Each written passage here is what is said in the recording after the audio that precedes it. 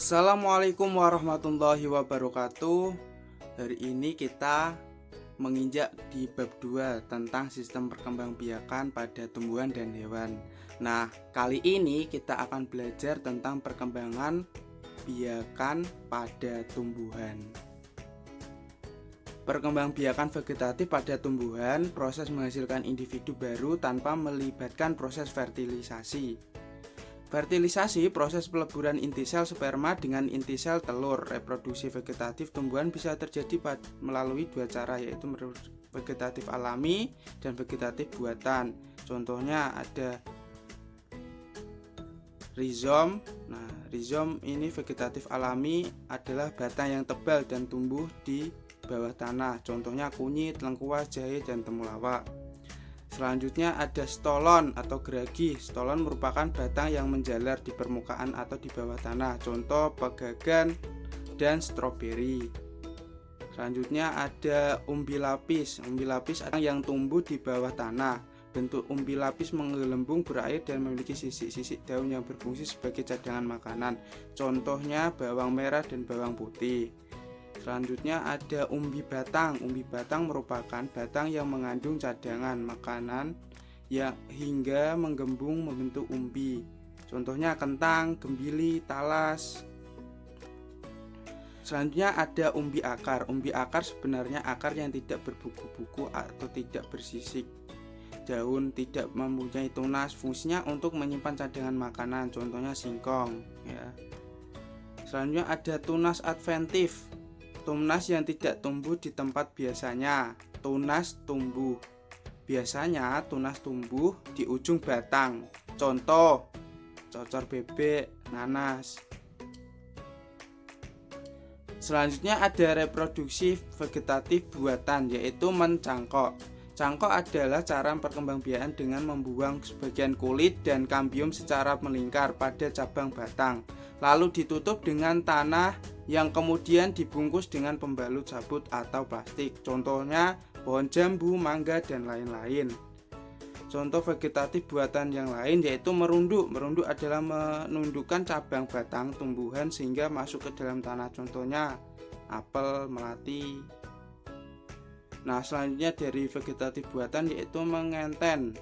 Nah, mengenten atau menyambung yaitu dua jenis tumbuhan yang berbeda, menyambung dua jenis tumbuhan yang berbeda. Contohnya tomat dan kentang, tomat dan terong, mangga, kopi, durian, dan lain-lain. Selanjutnya ada okulasi. Okulasi adalah cara menempelkan mata tunas muda pada batang tanaman induk yang sejenisnya sama. Contohnya kamboja, jeruk keprot. Oke, selanjutnya vegetatif buatan yaitu menyetek. Cara perkembangbiakan dengan menggunakan potongan-potongan batang atau cabang. Contoh lain yaitu mawar, singkong. Nah, selanjutnya itu perkembangbiakan generatif pada tumbuhan. Proses menghasilkan individu baru melalui proses penyerbukan atau pembuahan atau fertilisasi. Fertilisasi, proses peleburan inti sel sperma dengan inti sel telur. Alat perkembangbiakan generatif pada tumbuhan Angiospermae adalah bunga. Berdasarkan bagian dimilikinya, bunga dibagi menjadi dua macam. Satu bunga lengkap dan dua bunga tidak lengkap. Nah, kalau bunga lengkap pasti mempunyai semua bagian bunga. Contohnya bunga sepatu, mawar, melati. Kalau bunga tidak lengkap, bunga yang tidak memiliki salah satu bagian dari bunga. Contohnya bunga melinjo, bunga jagung, dan salak. Selanjutnya ada reproduksi generatif pada tumbuhan yang bagian fungsi bagian bunga lengkap. Nah, ada tangkai bunga, ada kelopak bunga, benang sari putih. Nah, tangkai bunga ini tempat menempelnya bunga pada batang. Kelopak bunga, perhiasan bunga untuk melindungi kuncup bunga. Benang sari, alat kelamin jantan yang menghasilkan sabuk sari. Kalau putik, alat kelamin betina yang menghasilkan ovum. Selanjutnya yaitu jenis penyerbukan berdasarkan asal serbuknya. Nah, penyerbukan ini adalah peristiwa jatuhnya serbuk sari pada kepala putih. Nah, itu ada gambar. Nah, contoh penyerbukan tetangga. Nah, itu dari satu pohon bunga yang penyerbukannya masih dalam satu pohon dengan berbeda bunga. Nah, penyerbukan sendiri, satu bunga. Penyerbukan silang antara bunga lain dan juga pohonnya yang berbeda. Penyerbukan bastar antara bunga yang berbeda dengan pohon yang berbeda. Selanjutnya, agar serbuk sari sampai kepala putih, maka dalam penyerbukan ada hal yang menjadi perantaranya, antara lain angin, air, hewan, dan manusia. Reproduksi generatif pada tumbuhan. Nah, ada salah satunya pembuahan. Pembuahan ini meleburnya inti sel gamet jantan dengan inti sel gamet betina. Pada tumbuhan biji terdapat dua macam pembuahan tunggal dan pembuahan ganda. Pembuahan yang terjadi hanya pada tumbuhan berbiji terbuka, yaitu pembuahan tunggal. Contohnya pinus. Nah, kalau pembuahan ganda, pembuahannya terjadi pada biji tertutup yang menghasilkan dua pembuahan, yaitu zigot dan endosperma atau putih lembaga. Contohnya bunga. Nah, itu ada gambarnya di samping. Selanjutnya ada perkembangan generatif pada tumbuhan, penyebaran atau pemancaran.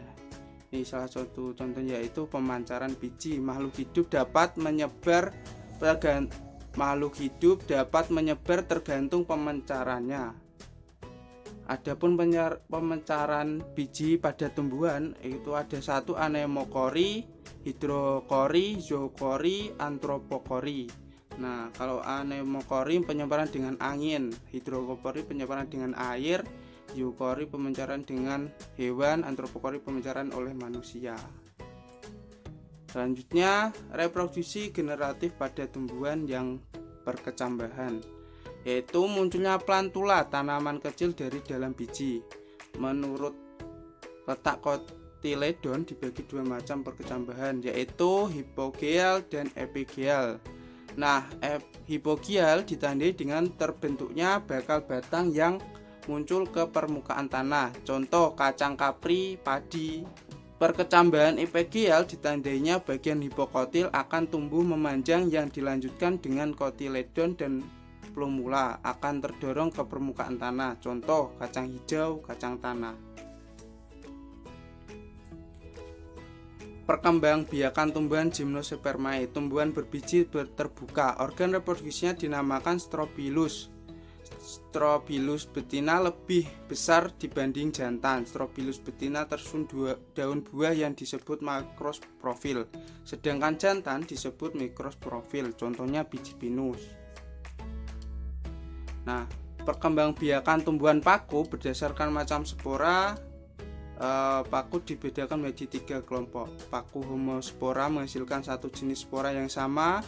Contohnya paku kawat. Paku heterospora menghasilkan 2 spora yang beda ukuran. Contohnya paku rane. Paku peralihan menghasilkan spora berukuran sama tapi beda jenis kelaminnya. Contohnya paku ekor kuda. Nah, kita bisa melihat metagenesis tumbuhan paku pada gambar di samping. Jika spora jatuh pada sesuai posisinya akan menjadi protalium yang merupakan gametofit. Nah, gametofit ini akan menjadi antheridium atau akergonium. Nah, akergonium yaitu dari gamet betina dan antheridium dari gamet jantan. Nah, antheridium itu akan menjadi spermatozoid. Kalau akergonium akan menjadi ovum. Nah, spermatozoid bertemu dengan ovum akan menjadi zigot. Zigot dan akan menjadi tumbuhan paku. Seterusnya akan menjadi saprofit dan sporangium. Begitu dan seterusnya. Selanjutnya yaitu perkembangan tumbuhan lumut. Tumbuhan lumut berkembang biak dengan spora dan memiliki pergiliran keturunan. Kurang lebih sama seperti tumbuhan paku. Nah, spora yang jatuh sesuai tempatnya akan menjadi protonema.